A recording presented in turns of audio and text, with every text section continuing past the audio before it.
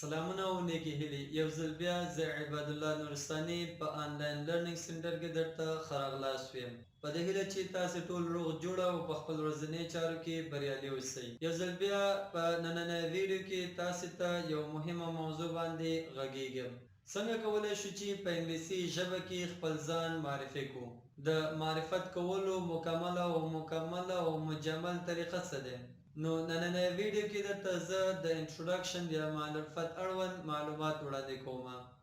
په دې هیله چې ویډیو تر پایه وګورئ او همدارنګه که مو چینل نه وي سبسکرایب کړی چینل هم سبسکرایب کړئ راځو هر کله چې موږ او تاسې غواړو معرفت وکړو په لومړی قدم کې په بسم الله الرحمن الرحیم باندې شروع کوو In the name of Allah د الله په نامه د entirely merciful د especially merciful څوک چې عام مهربان او خاص مهربان ذات دی انټروډکشن معرفت ورپسې هر کله چې تاسې معرفت شروع کوئ د معرفت نه مخکې دغه جمله تاسې تکراروئ I would like to introduce myself زه غواړم چې خپل ځان معرفي کړم د معرفت په روانه لړۍ کې به موږ یو څه مراحلو څخه به تېرېږو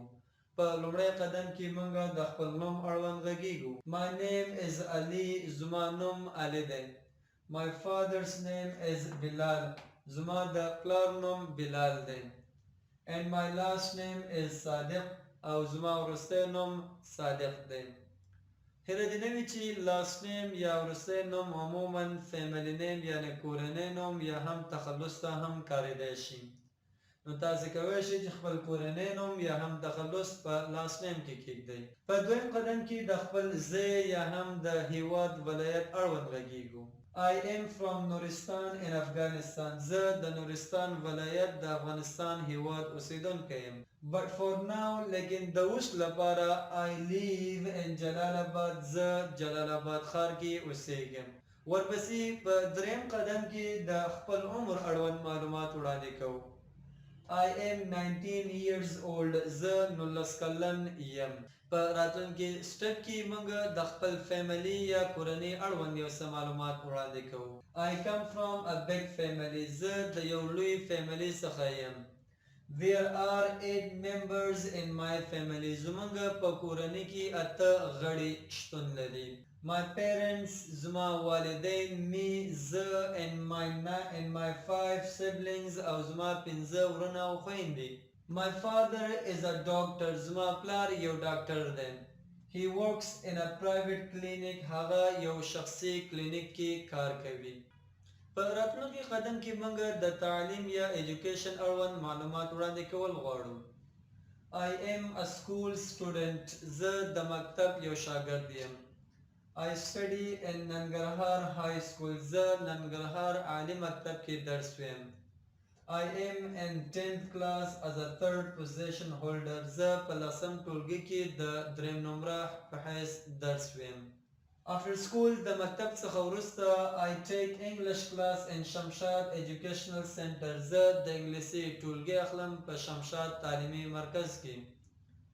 I study the American English file books زه د امریکن فایل کتابونه لولم I love learning English زه د انګلیسي زده کړې سره مینه لرم ورپسې د هوبیز یا شوق علاقمندي اړوند یو څه معلومات وړاندې کوو My hobbies are reading books زما شوق یا علاقمندي یا ذوق د کتابونو لوستلو سره دی Playing cricket او د کرکټ لوبو کولو سره I also enjoy traveling زه همدارنګه د سفر کولو څخه هم خوند اخلم In my free times په خپل وزګار وختو کې I usually use social media زه معمولا ټولنیز رسنۍ استعمالوم or help my family members یا هم د خپل کورنۍ غړو سره مرسته کوم Finally بالاخره I would like to learn English language زه غواړم چې د انګلیسي ژبه زده کړم soon ډیر زر And I want to become a lawyer in the future او زه غواړم چې په راتلونکي کې یو حقوقپوه اوسم to serve my countrymen چې د خپل هیوادوالو خدمت وکړم دا اوس موږ د نن ورځې د انټروډکشن اړوند یو ویډیو په دې هیله چې ویډیو به مو تر پایه کتلی اوسي. که مو ویډیو خوښ شوی اوسي د لایک بټن کېکاږئ. که مو چینل نه وي سبسکرایب کړی چینل هم درسره سبسکرایب کړئ. تر راتلونکې ویډیو پورې مو په الله تعالی سپارم. ښه وختونه، تر بیا ښې چارې.